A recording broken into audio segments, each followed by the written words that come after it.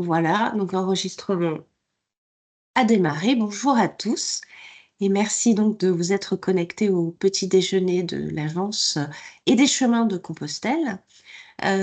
Donc, à cette occasion, c'est Manon Gounan qui a vraiment préparé ce petit déjeuner. Donc, je vais très vite lui laisser la parole. Je vous remercie juste pour votre assiduité parce que je vois un certain nombre de noms qui sont des fidèles des petits déjeuners.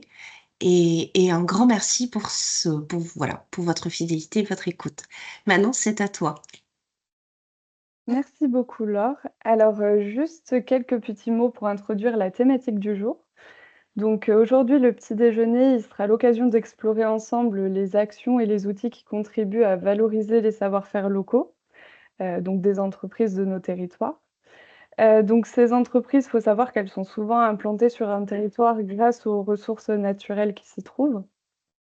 Et puis, c'est un moyen du coup d'offrir une immersion, unique et différente dans l'identité locale du territoire.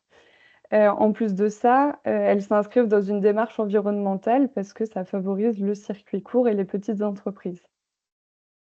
Donc le long des chemins de Compostelle, il y a déjà de nombreuses initiatives de découverte des savoir-faire locaux qui existent et créer des liens entre, ces initiatives et les marcheurs, ça pourrait être une source de synergie intéressante qui permettrait de proposer une expérience encore, différente.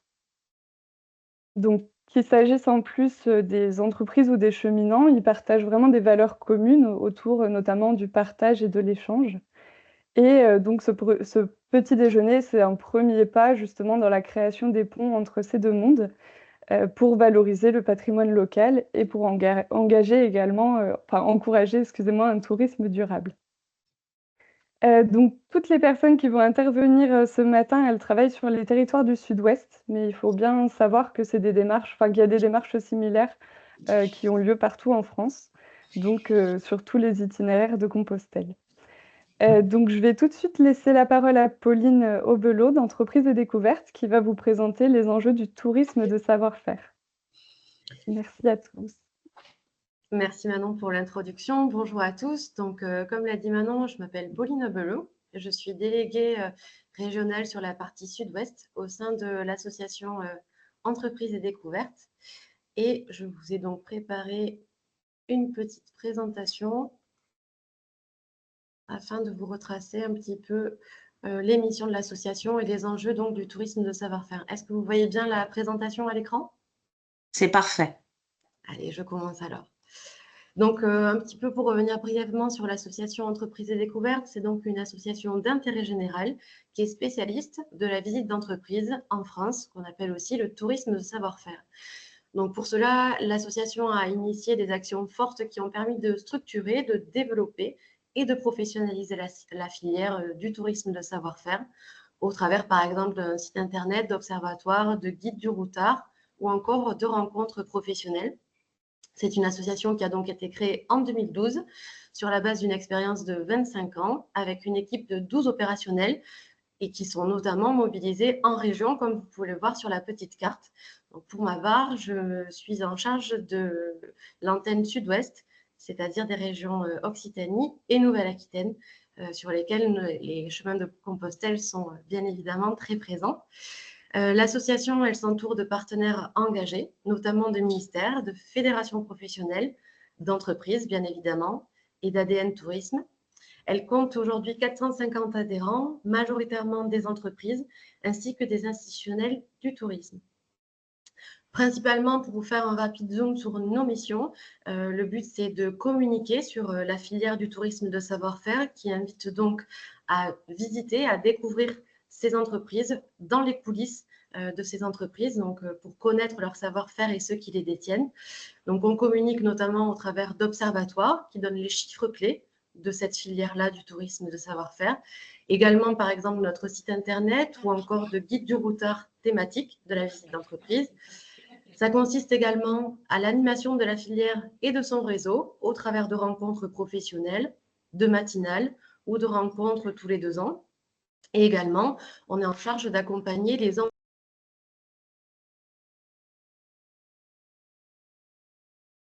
Pauline, on ne t'entend plus. Il y a Ok. ton micro qui est ah Ah, parfait. Merci. ok, je peux poursuivre? Ça fait longtemps que vous m'entendez plus? Non, ça fait une petite minute. Ok. Donc globalement, pour l'émission, le but c'est donc la communication, l'animation de la filière et du réseau au travers de rencontres, et enfin l'accompagnement des entreprises et des territoires, que ce soit des institutionnels du tourisme ou des entreprises qui veulent développer une offre d'accueil du public ou la professionnaliser. Alors, cette filière du tourisme de savoir-faire, pour vous donner quelques chiffres clés, en France, elle compte 3 500 entreprises qui s'ouvrent de manière régulière au public. Donc, qui permettent aux visiteurs de découvrir leurs coulisses, de faire comprendre comment elles travaillent, pourquoi, ce qu'elles font et leurs engagements. C'est une filière qui se développe d'autant plus parce qu'elle attire davantage d'année en année. Elle compte notamment aujourd'hui 20 millions de visiteurs par an qui vont à la découverte de cette entreprise. Et ces entreprises sont pour 94% des TPE et des PME. Donc, c'est vraiment les petites et moyennes entreprises qui constituent l'immense majorité de cette filière. Concernant les visiteurs, ce sont 65% 18% des touristes étrangers qui sont accueillis au travers de ces entreprises et 65% des entreprises qui sont en capacité de les accueillir, ces visiteurs étrangers, parce que justement, ils proposent des visites en langue étrangère. On constate aussi sur cette filière que pour plus de 55% des entreprises, ce sont les familles qui constituent le premier public. Et pour 70% des entreprises, le premier public est avant tout composé des visiteurs de la région. Donc vraiment, ce tourisme de savoir-faire, c'est avant tout un tourisme de proximité, local, régional. Concernant les entreprises qui sont ouvertes justement à ce tourisme de savoir-faire, c'est majoritairement les entreprises de l'agroalimentaire qui arrivent en tête, avec 38% des entreprises de la filière.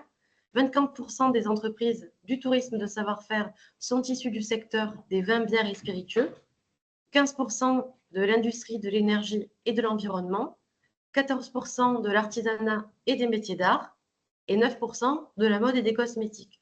Donc, on se rend compte que tous les secteurs sont vraiment présents, tous les secteurs s'ouvrent à la visite d'entreprise et donc reçoivent des visiteurs tout au long de la France et donc des chemins. Et ce tourisme de savoir-faire, bien entendu, il trouve aussi son modèle économique puisque la visite d'entreprise, elle constitue aujourd'hui un véritable centre de profit pour une part importante d'entreprises engagées. Généralement, on constate que le tarif moyen en France de la billetterie de cette visite d'entreprise est de 9 € et que 3 500 visiteurs sont accueillis en moyenne par an par ces entreprises.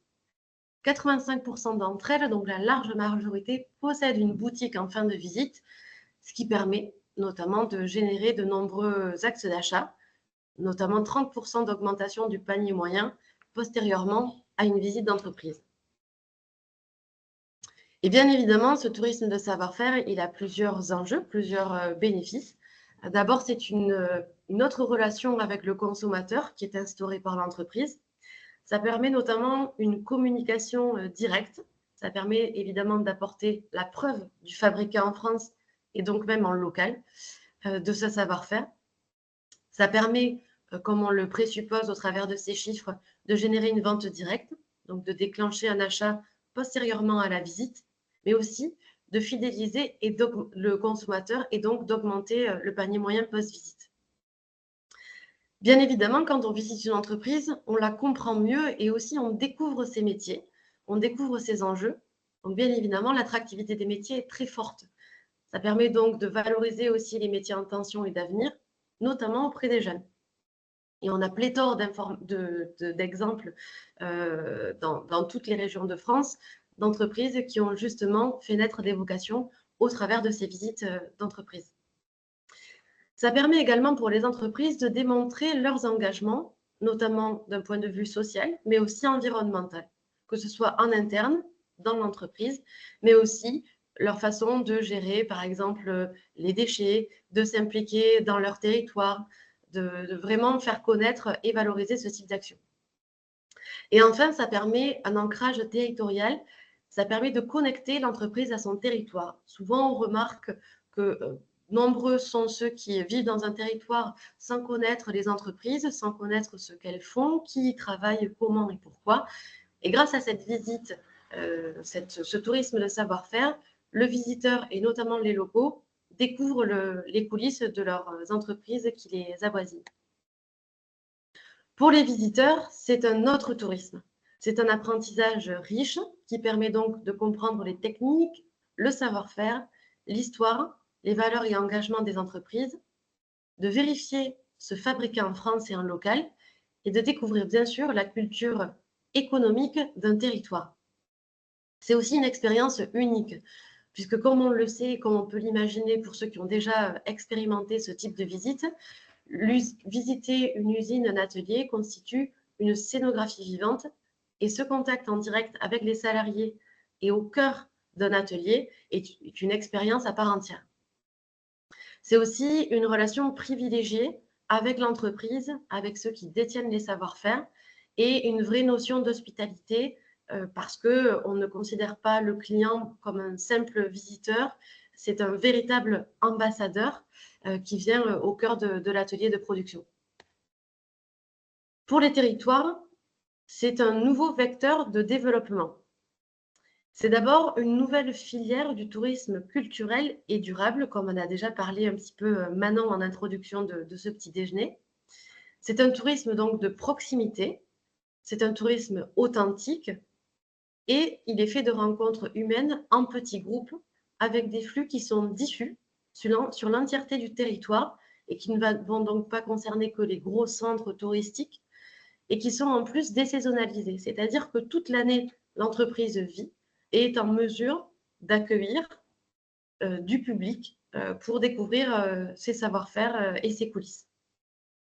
C'est aussi une forme de marketing territorial parce que faire découvrir et connaître le territoire, son histoire, ses acteurs économiques, ça permet de créer, de renforcer et de transformer son image.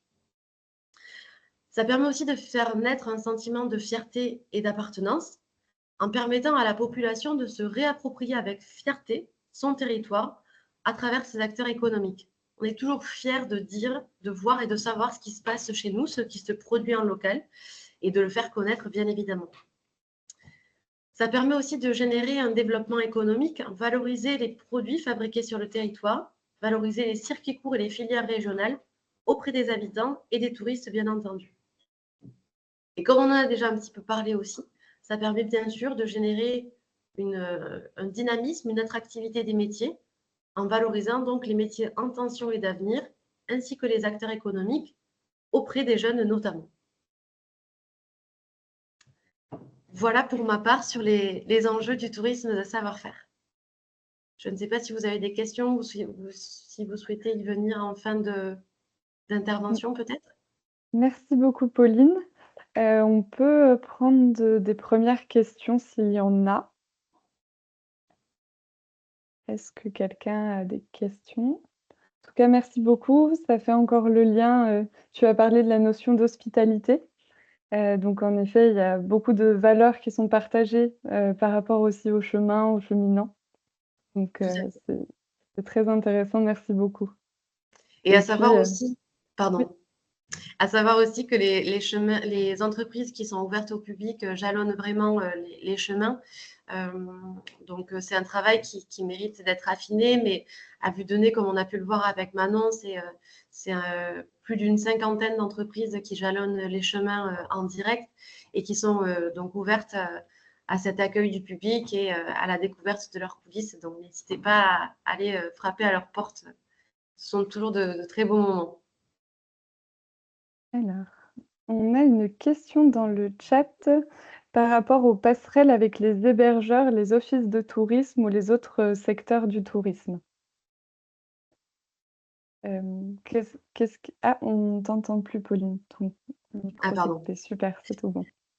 On encourage toujours, bien sûr, les entreprises à échanger, justement, à faire naître des partenariats, en tout cas à générer des synergies avec justement les offices du tourisme, les agences départementales du tourisme, régionales, mais aussi les hébergeurs en local, également les entreprises en local qui sont ouvertes au public, justement pour créer vraiment ces circuits et justement fédérer cette filière.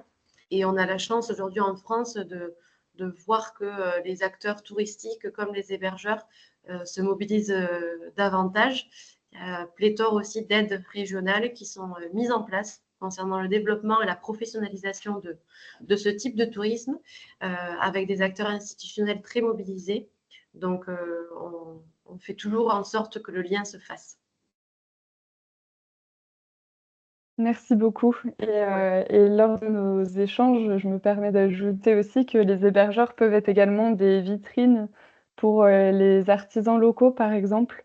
Ils peuvent exposer certaines créations pour qu'ensuite les personnes puissent découvrir également les savoir-faire locaux. Tout à fait.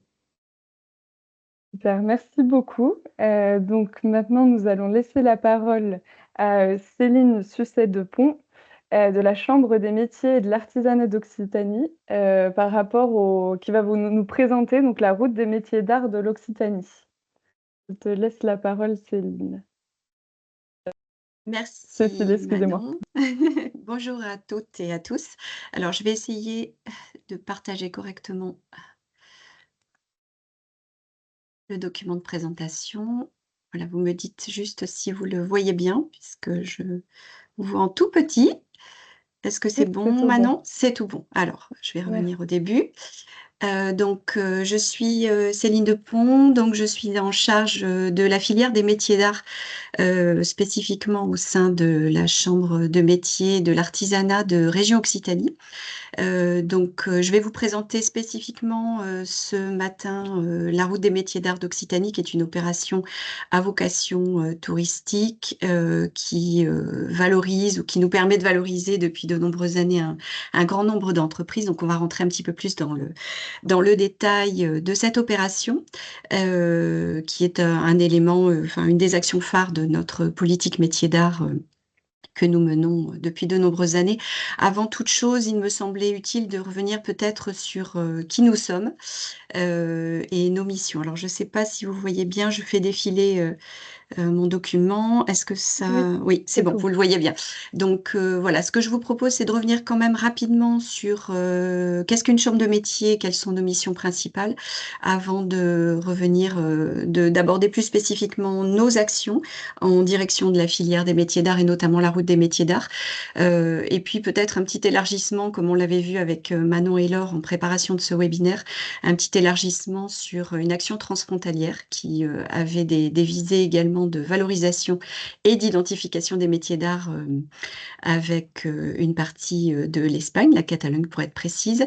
Et puis je terminerai mon intervention sur deux exemples de focus d'entreprises qui sont fortement positionnés sur ce sujet un petit peu fondamental du tourisme de savoir-faire qui nous occupe ce matin.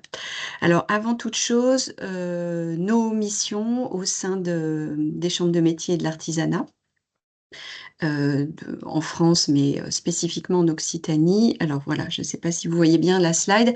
Donc, nous sommes un établissement public à caractère administratif qui est placé sous la tutelle directe de l'État.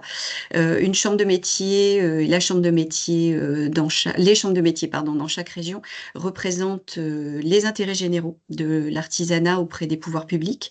Nous collaborons étroitement avec un certain nombre d'acteurs institutionnels, mais également un grand nombre d'acteurs privés, des collectivités également, ou d'autres typologies d'acteurs, type association de représentation de la filière artisanale, des syndicats également. Nous accompagnons, nous défendons et nous assurons la promotion de l'ensemble des activités artisanales sur chaque région. Donc, l'idée étant d'accompagner et de soutenir les entreprises artisanales sur chaque étape finalement de la vie de leur entreprise, de la création jusqu'à la transmission de leurs entreprises. Nous formons les jeunes, bien évidemment, par le biais de la filière de l'apprentissage, de la voie de l'apprentissage, pour les former au métier de l'artisanat.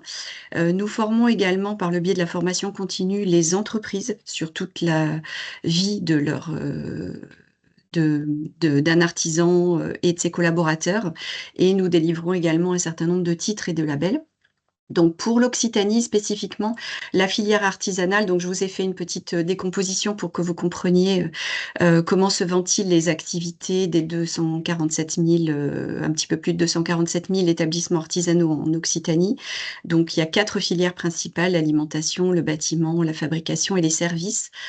Pour ce qui concerne spécifiquement les métiers d'art, donc vous allez les retrouver principalement dans les 3 dernières familles de métiers, donc à la fois le bâtiment, la fabrication et les services. Donc il m'a semblé utile, comme on l'avait vu, avec, Laure et Manon en préparation de ce webinaire, de mettre un petit focus aussi, sur, ce que sont les métiers d'art en France et en Occitanie pour bien comprendre, le périmètre, finalement de ces activités, auxquelles on s'adresse au quotidien pour les soutenir. Pardon, je vais peut-être dézoomer, je sais pas, voilà, est-ce que vous voyez bien comme ça? Manon, tu me fais un petit Oui, c'est signe tout pour bon. me voilà. Merci Manon. Donc, avant toute chose, pour bien comprendre le périmètre, de la filière des métiers d'art, donc ce sont, des activités, qui sont souvent, la plupart du temps, mais souvent transmises, de génération en génération, qui sont souvent l'héritage, de savoir-faire qui sont, issus des territoires et fortement identitaires, j'allais dire vernaculaires, qui sont ancrés depuis de longue date, sur les territoires. Pauline l'a dit, en introduction également, comme Manon. Donc c'est une force et une grande vitalité de nos territoires qu'on a la chance, d'avoir encore, aujourd'hui de façon, très prégnante et vivante. Ce sont des activités qui font de l'un des socles essentiels du patrimoine culturel immatériel, français, mais également, et ça n'est pas à négliger, c'est un pan important, de l'économie, française. Donc Pauline l'a dit tout à l'heure, notamment de l'économie, culturelle, patrimoniale bien sûr, de la France. Ce sont des activités qui se centrent essentiellement à la fois sur la conservation-restauration du patrimoine. Donc ces activités-là, comme je l'ai dit précédemment, on va les retrouver dans les services et la filière du bâtiment. Mais ce sont également, des activités, qui sont centrées sur la création artistique, de produits uniques ou de pièces uniques par exemple. Et ces professionnels-là, travaillent par exemple beaucoup avec des prescripteurs, donc des architectes, designers, ou pour des particuliers pour la création de pièces uniques. Donc, ce qu'il faut savoir aussi, c'est que cette filière depuis, la loi de 2014, qui concerne spécifiquement l'artisanat, ont été, identifiées, au sein de 16 familles de métiers de façon très précise. Donc aujourd'hui, nous nous adressons à 281 métiers d'art en particulier, qui sont donc identifiés dans 16 domaines. Donc je vous ai mis un focus, sur, 3 domaines particuliers, pour que vous compreniez bien, les typologies d'activités auxquelles on s'adresse, juste après. Donc en France, ce sont à peu près, enfin un petit peu plus de 60 000 entreprises artisanales, qui exercent un métier d'art, et qui concernent environ 150 000 actifs. Donc quand je parle d'actifs, donc ce sont bien les entreprises, les dirigeants et les salariés ou les apprentis d'ailleurs. En Occitanie, on compte, stricto sensu, si on s'adresse, si on met un focus sur les 281 métiers, on s'adresse à un peu plus de 4 000 entreprises en Occitanie, avec, un peu plus de 5 000 actifs. Donc quelques exemples pour être, assez précise dans mes propos. Donc parmi les 16 familles de métiers dont je viens de parler, il y a, un des premiers domaines qui, concentre un grand nombre de métiers d'art, celui du domaine de l'ameublement et de la décoration, au sein duquel on retrouve par exemple l'activité spécifique de mosaïste d'art. Donc à chaque fois, je vous ai pris des exemples avec les visuels qui correspondent, des exemples focus Occitanie puisque voilà, ma mission est centrée sur les 13 départements de la région Occitanie. Donc, je vous ai mis un exemple pour la mosaïste Sylvie Potier qui travaille et exerce son activité au sud de la Haute-Garonne.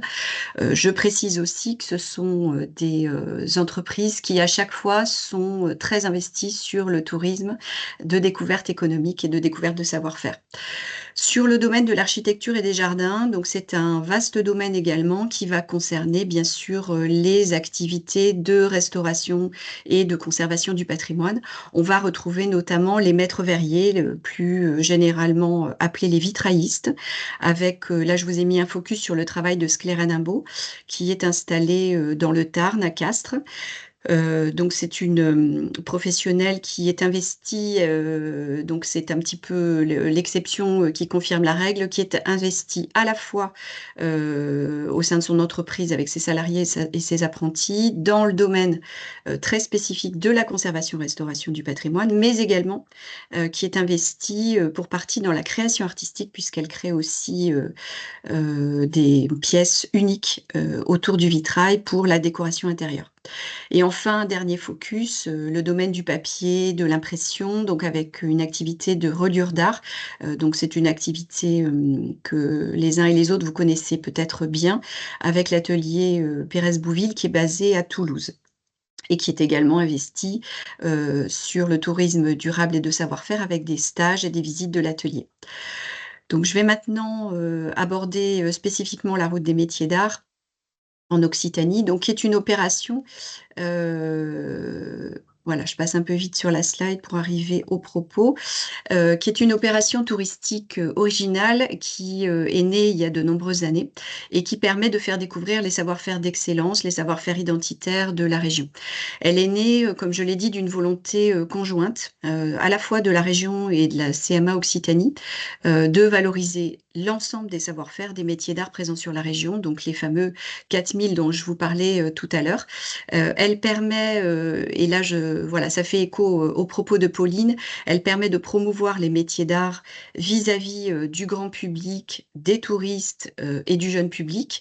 Donc je l'aborderai avec les vocations qui sont suscitées par ces visites des ateliers auprès du jeune public ou des familles, justement. Elle permet de valoriser les savoir-faire emblématiques, spécifiques, identitaires de la région Occitanie, et ils sont nombreux. Elle permet de soutenir les entreprises dans leur développement économique notamment, puisque l'idée pour nous, en tant que conseillers au sein des chambres de métiers, c'est à la fois de les valoriser, de les identifier, ces professionnels-là, mais également de les accompagner dans la diversification de leur offre à la fois de tourisme de savoir-faire, mais leur offre économique. Les accompagner dans leur développement économique, c'est aussi, pour certains d'entre eux, leur montrer que le tourisme peut être une vraie opportunité pour eux de développement économique et ainsi de les accompagner pour favoriser la découverte de leur savoir-faire. Alors certains au travers de visites d'ateliers à proprement parler, certains vont plus loin et je vais l'aborder un petit peu plus longuement tout à l'heure. Certains vont jusqu'à proposer des ateliers, comme le disait Pauline, des ateliers de pratique pour faire découvrir leur métier autrement. Et chemin faisant, cela permet de nous positionner par le biais de cette opération au sein de l'offre touristique régionale et notamment l'offre de tourisme de savoir-faire que propose la région et le comité régional du tourisme notamment, ou spécifiquement les offices de tourisme et les agences départementales. Pauline l'a dit tout à l'heure, ce qui est très important aussi et ce qu'on constate véritablement, c'est que le fait d'inciter les entreprises à se positionner sur ce tourisme durable, ce tourisme de savoir-faire, ça permet aussi de susciter des vocations, notamment auprès des jeunes qui sont en quête d'orientation ou de métier passion, j'allais dire, mais aussi, et ce qu'on constate depuis de nombreuses années, j'allais dire presque renforcé depuis la période Covid, ça permet de susciter des vocations aussi auprès d'un certain public d'adultes qui est en quête de sens et de valeur, véritablement. Et on constate depuis de nombreuses années qu'on a des créations d'entreprises, de nouveaux profils de chefs d'entreprise qui viennent d'ailleurs, qui peuvent venir de l'alimentaire, de l'industrie, de grandes entreprises du numérique, voilà, et qui viennent à un métier en connaissance de cause, à un métier d'art spécifiquement, parce que ces métiers passion font sens pour eux. Donc la route des métiers d'art, aujourd'hui, à l'instant T, référence 433 entreprises sur l'ensemble de la région. Donc je vais Hop, voilà, je passe à la slide suivante. Donc, l'idée, comme je vous l'ai dit tout à l'heure, c'était au travers de cette opération de mettre un focus sur le tourisme expérientiel et créatif. Nous sommes clairement inscrits par cette opération dans le mouvement du tourisme durable, le mouvement du slow tourisme qui est en œuvre depuis un certain nombre d'années maintenant.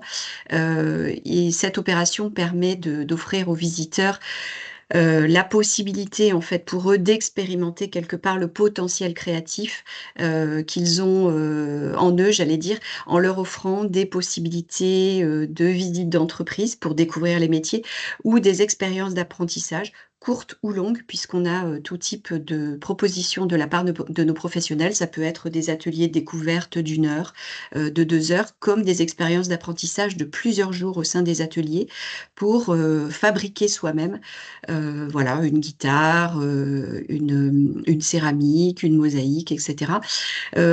Cette opération permet aussi de répondre très clairement aux nouveaux types de tourisme, aux nouveaux types d'attentes qui sont en recherche, en quête de produits singuliers, j'allais dire de produits expérientiels qui font écho aux valeurs émotionnelles, aux quêtes de sens dont je parlais tout à l'heure. Et elle permet donc, comme je l'ai dit tout à l'heure, de valoriser les savoir-faire identitaires et singuliers qui sont eux-mêmes passeurs de valeurs, à la fois humaines, sensibles, créatives, pour répondre. Et ça, on l'a dit, Pauline l'a rappelé, Manon l'a rappelé dans son introduction, qui sont une réponse aussi aux nouvelles formes de consommation que nous recherchons toutes et tous, de consommation plus responsable et en prise véritablement avec les territoires que nous visitons toutes et tous dans notre quotidien.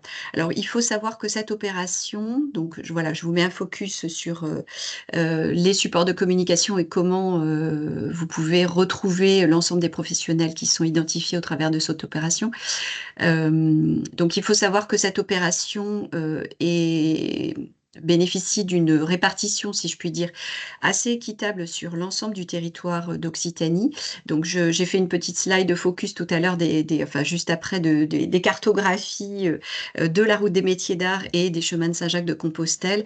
Donc, on voit qu'il y a une vraie correspondance finalement entre notamment 3 voies principales des chemins de Saint-Jacques de Compostelle et la répartition des professionnels des métiers d'art. Donc tout ceci est affiné et on le fera peut-être ensemble postérieurement à ce webinaire, ce serait intéressant.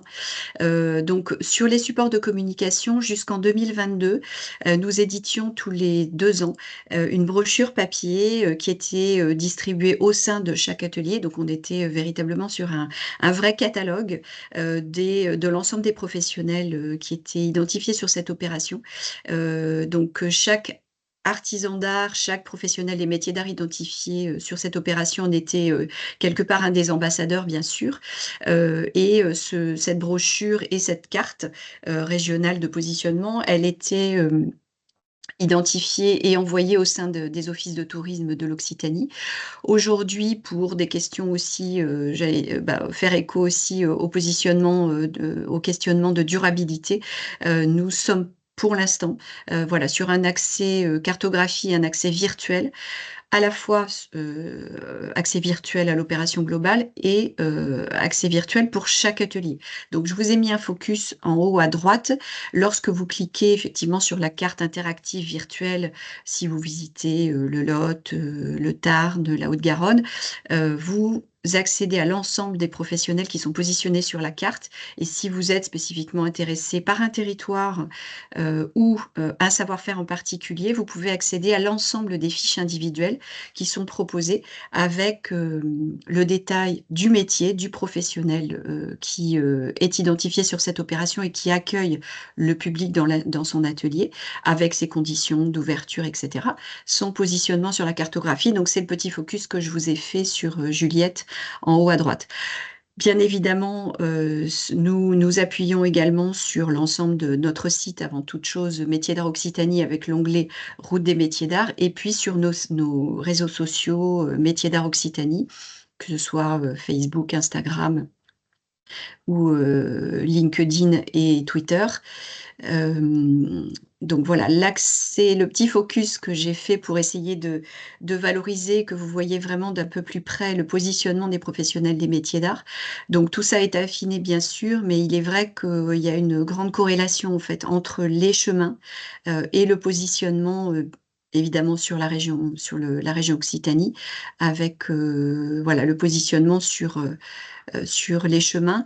Il y a à peu près l'équivalent côté Nouvelle-Aquitaine avec mes collègues de la Chambre de métier Nouvelle-Aquitaine. Donc, si ça vous intéresse, on pourra aussi vous mettre en relation avec eux, qui sont positionnés sur le tourisme durable avec des opérations ou des actions assez similaires pour identifier les professionnels qui ouvrent leurs portes au public sur le côté sud-ouest atlantique, je dirais.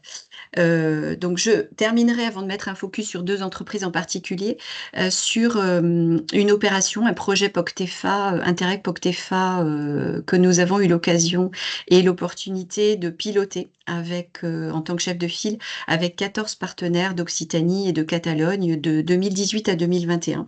L'idée était pour nous de répondre aux appels à projets POCTEFA en se focalisant sur la question du tourisme durable d'une part et l'autre aspect était l'enjeu d'identification des savoir-faire identitaires de la zone projet, des savoir-faire identitaires notamment des métiers d'art, pour à la fois les identifier, les valoriser, mais les accompagner pour les aider à se structurer vers une offre de tourisme durable, créatif et expérientiel en proposant comme sur la base de la route des métiers d'art, des visites et ou des stages à l'atelier.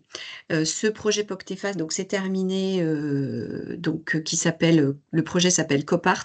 Il s'est terminé en 2021 avec le livrable final qui était de lancer la route transfrontalière des métiers d'art, donc que vous avez en bas. Je vous ai mis le site en haut avec les liens vers la chaîne YouTube qui présente la vidéo promotionnelle de la route transfrontalière des métiers d'art, qui nous permet aujourd'hui, donc à la fois sur l'Occitanie et la Catalogne, d'identifier 89 artisans d'art, 99 pardon, artisans d'art qui ouvrent leurs portes au public et qui proposent 69 offres 62 offres de visites, d'ateliers et ou de stages de tourisme créatif, de tourisme expérientiel sur la zone projet.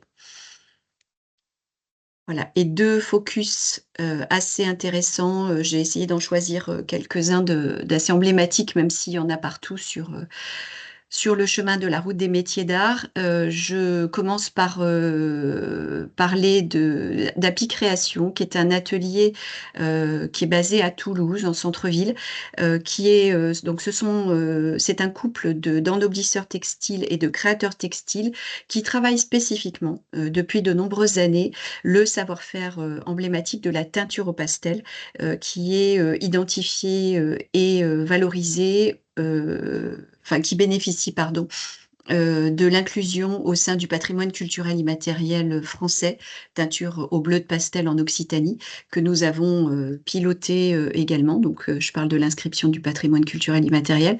Donc, cette entreprise propose bien évidemment des visites tout au long de l'année. J'allais dire un petit peu à la carte et sur demande, sur rendez-vous, mais ils sont ouverts de toute façon puisqu'ils ont un atelier boutique. Mais ils se sont rendus compte qu'il y avait une vraie demande d'ateliers de teinture au pastel. Donc de plus en plus, ils proposent des stages courts ou longs d'initiation ou de teinture au pastel au sein de leur atelier. Donc sur demande et selon les besoins. Deuxième focus sur Valérie Tanfin, qui est plumassière. Donc c'est un métier rare. Il y en a très très peu en France et encore moins en Occitanie. Elle travaille pour la mode et le luxe pour l'essentiel et elle crée des objets de grande qualité. Et elle s'est rendue compte qu'il y avait une vraie demande pour découvrir ce métier très spécifique qui travaille, qui s'illustre régulièrement au travers de la mode et du luxe, comme je viens de le dire. Elle propose à la fois des initiations, des stages de découverte au sein de son atelier qui s'appelle le Plumarium et qui est basé à Léguevin exactement, en Haute-Garonne. Voilà, donc je vous ai mis ici tous les liens utiles pour retrouver l'ensemble de nos opérations si cela vous intéresse, et je vous remercie pour votre attention. Merci beaucoup Céline. Je vais peut-être arrêter le partage, pardon. N'hésitez pas à poser vos questions dans le chat. J'ai vu qu'on en avait une. Juste avant, juste pour revenir sur ce que tu viens de dire, et ce qu'avait dit aussi Pauline, c'est vraiment la visite d'entreprise peut faire naître des vocations. Et c'est vrai que beaucoup de cheminants aussi, quand ils font les chemins, ils sont en quête de sens et de valeur à apporter à leur vie. Donc, encore une fois, ça renforce cette idée que mettre ces deux mondes en commun, ça pourrait être très intéressant. Enfin, en commun, en lien. Pour la question, dans le chat, c'est: comment est-ce que l'association Entreprises et Découvertes travaille avec la CMA? Car les missions des 2 structures semblent se recouper. J'imagine une complémentarité, mais quelles sont leurs différences? Les entreprises travaillent-elles avec les 2 structures? Donc, je vais laisser, Pauline ou Céline répondre. On peut répondre ensemble. Mais pour le coup, c'est une très bonne question.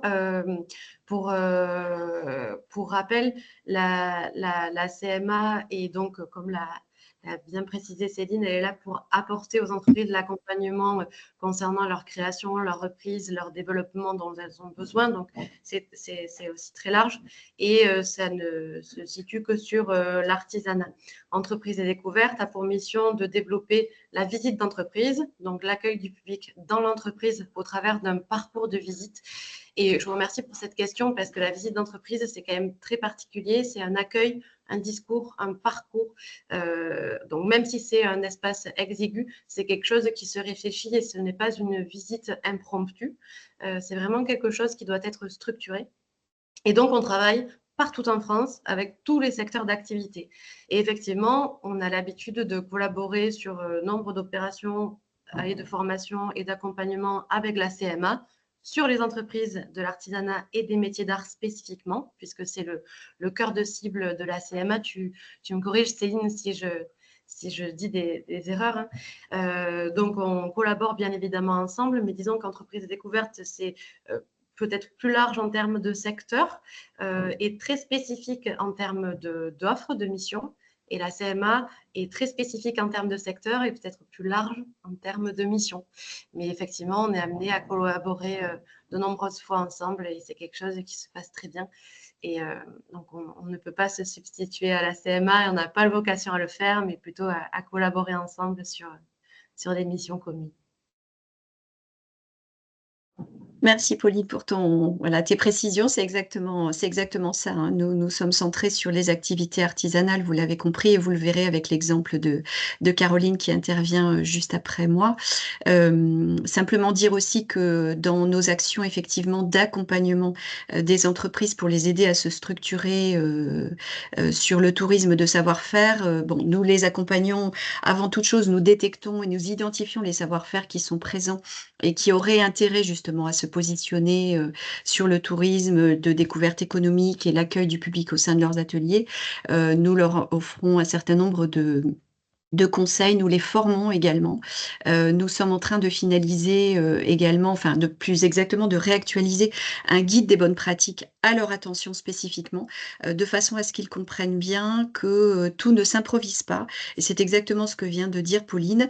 Même si on est dans des petits ateliers assez intimistes, si je puis dire, et souvent liés d'ailleurs à la partie habitation en tant que telle, une visite peut tout à fait être orchestrée et mise en œuvre, mais elle doit répondre à des conditions assez particulières de scénographie, de discours et de parcours de visite, autant que faire se peut, même si l'atelier est plus petit, que certaines activités industrielles que peut accompagner Pauline, effectivement. Et puis, il y a la question de la tarification.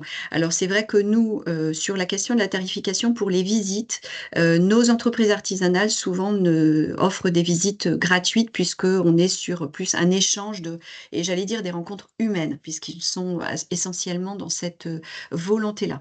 Par contre, effectivement, on les accompagne beaucoup lorsqu'ils veulent aller plus loin pour proposer des stages de tourisme de découverte et pardon, de tourisme de découverte et de savoir-faire, que ce soit des stages courts ou longs. Là, on les accompagne vraiment pour structurer une offre qui corresponde à ce qu'ils sont en capacité, eux, de proposer et d'offrir au public que ça peut intéresser. Merci beaucoup pour ces précisions. C'est vrai que j'avais donné, la parole à Céline et Pauline, mais bien sûr Caroline aurait aussi, tu peux si tu souhaites, ajouter quelque chose, n'hésite pas. Nous allons d'ailleurs, te laisser la parole parce que je vois pas d'autres questions. Donc nous allons écouter Caroline Salvin de la Chambre des métiers et de l'artisanat du Lot, qui va présenter 2 exemples de valorisation des métiers d'art dans des villes patrimoniales du chemin de Saint-Jacques-de-Compostelle. Je te laisse la parole. Oui, c'est bien ça. Donc, bonjour à tous. Donc, Caroline Salvin. Donc, moi, je suis chef de projet donc à la chambre de métier et de l'artisanat du Lot, qui dépend de la chambre régionale d'Occitanie. Donc, je suis une collègue de travail de Céline. Je vais moi intervenir sur les missions spécifiques qui sont réalisées sur le département du Lot et aussi sur celles qui sont en relais avec le travail que vient de vous présenter Céline. Donc moi, au niveau de mes missions, elles se scindent essentiellement en 2. J'ai une mission plutôt de valorisation des savoir-faire et des filières locales, en partenariat avec le parc naturel régional des Causses du Quercy. Je le dis parce que ça ne sera pas anodin, peut-être pour la suite du travail qu'on pourra mener ensemble. Et je suis en charge également des métiers d'art au niveau du département du Lot pour la chambre de métier. Donc je vais effectivement vous présenter, rapidement le travail de valorisation de la chambre de métier du Lot autour de la filière, métiers d'art et vous présenter plus concrètement, 2 projets, que l'on mène, en partenariat avec, la ville de Figeac, et la communauté de communes Quercy-Bourriane et la ville de Gourdon, où on a mis en place donc des boutiques, collectives pour, les artisans d'art. Donc au niveau des actions menées par la chambre de métier, donc effectivement, je suis relais en fait, départemental de la route, des métiers d'art d'Occitanie que vous a présenté, Céline. On organise tous les 2 ans pour les Journées européennes des métiers d'art, un salon, départemental. Voilà, c'est pour vous présenter un peu le panel des actions, de valorisation. On organise donc tous les ans un prix départemental aussi pour valoriser, des artisans d'art sur, 2, thématiques qui sont, la, création contemporaine et la restauration, du patrimoine. Il y a un accompagnement spécifique aussi, des professionnels des métiers d'art, notamment par, la proposition de formations, spécifiques, à cette filière.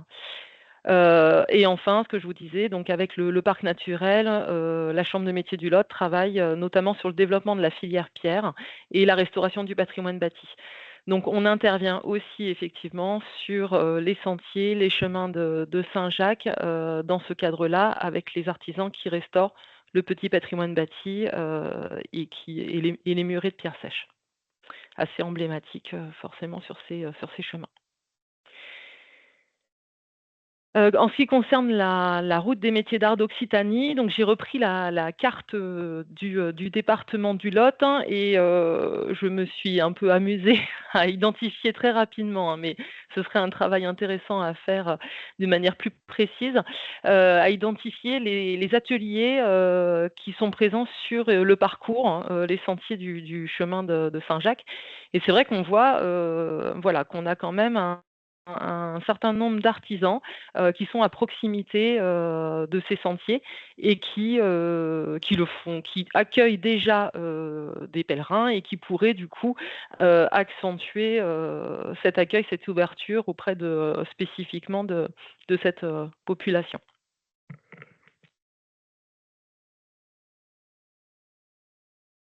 Voilà, donc moi je vais vous présenter, plus précisément, 2 partenariats qu'on a mis en place avec des collectivités territoriales. Donc tout d'abord avec la ville de Figeac. Donc la ville de Figeac en fait, nous a, sollicité il y a quelques années puisqu'ils, souhaitent, obtenir le label Ville et métiers d'art.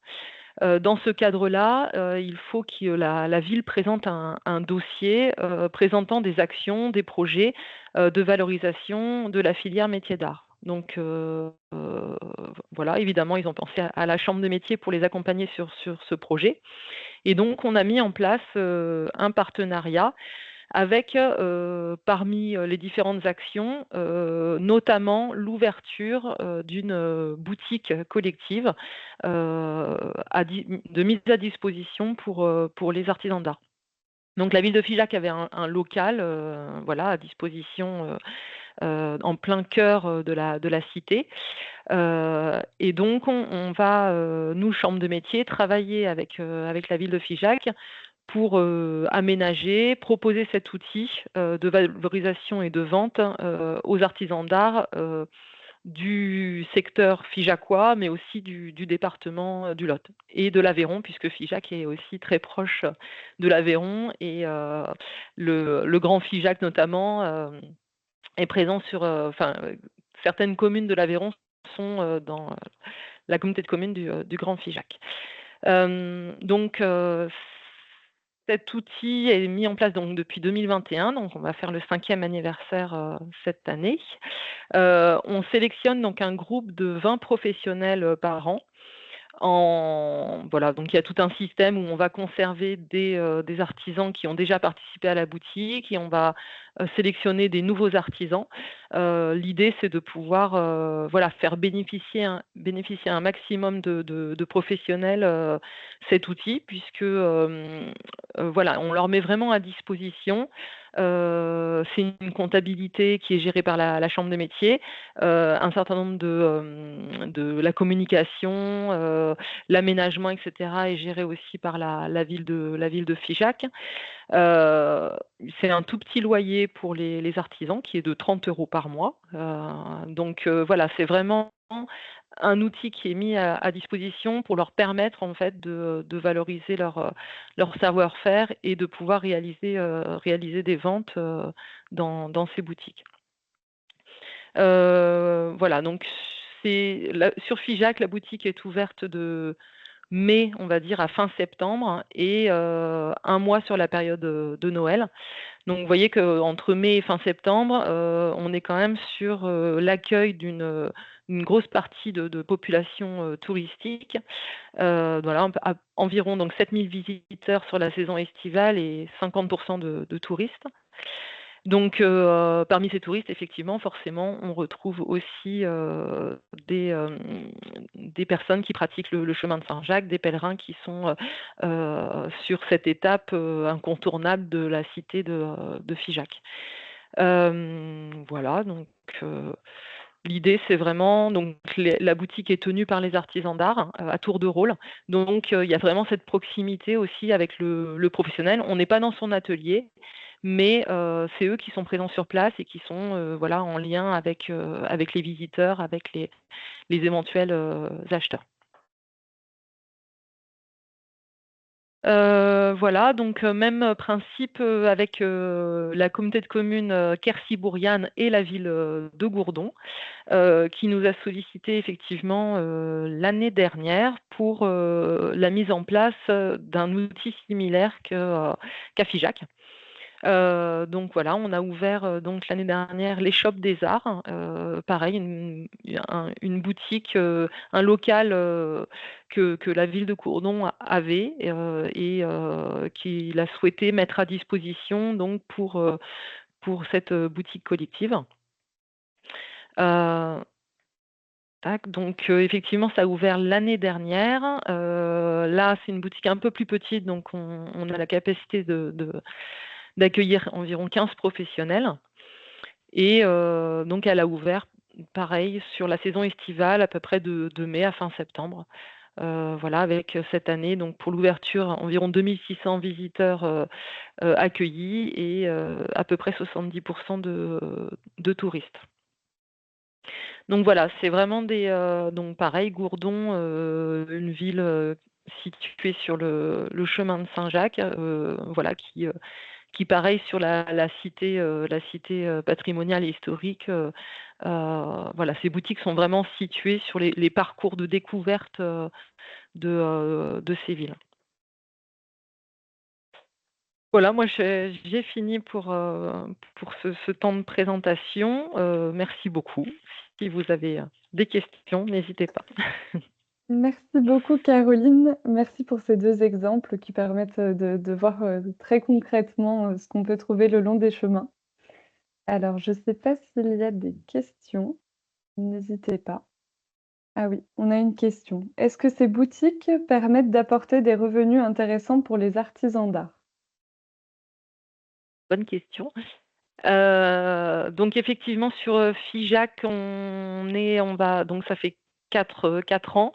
Là depuis les 2 dernières années, le chiffre d'affaires, double, sur la boutique. Donc on est là sur 2024 à peu près à 50 000 € de chiffre d'affaires pour 20 artisans.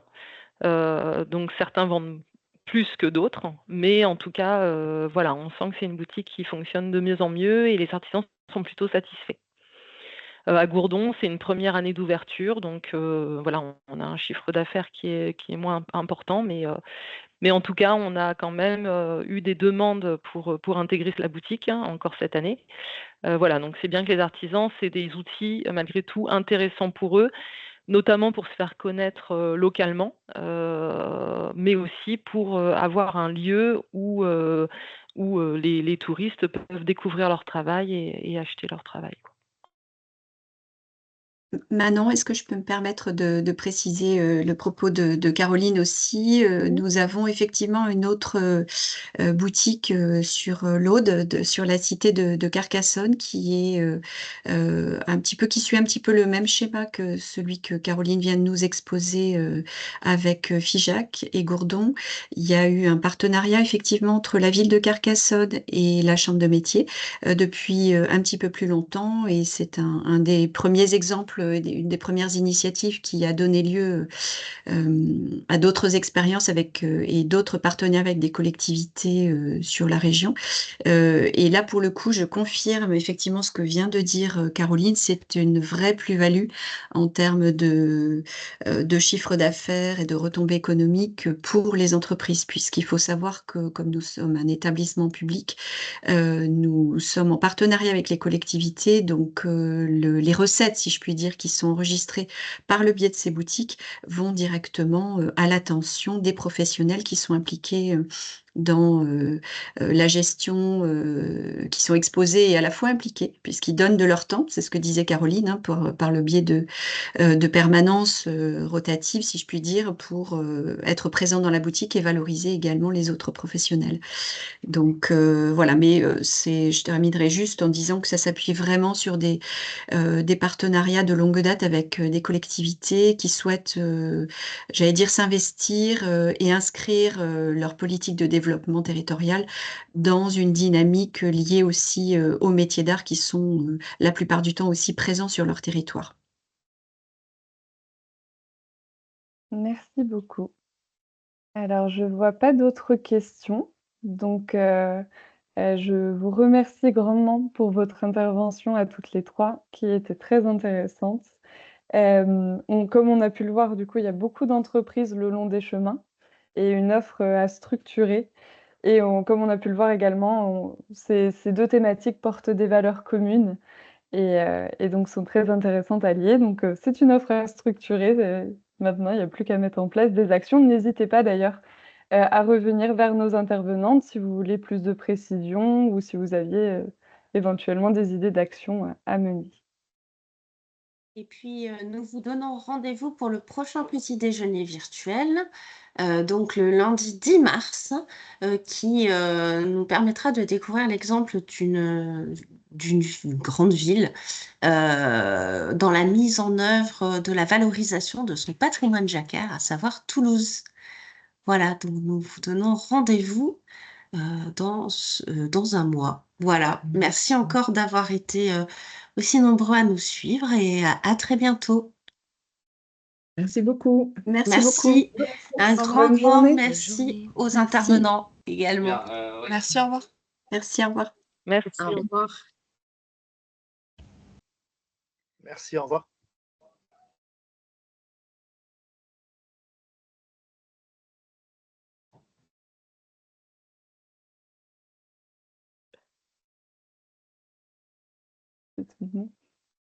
Alors, Merci beaucoup pour vos présentations. Ça a merci. été. Super. Avec Alors, plaisir.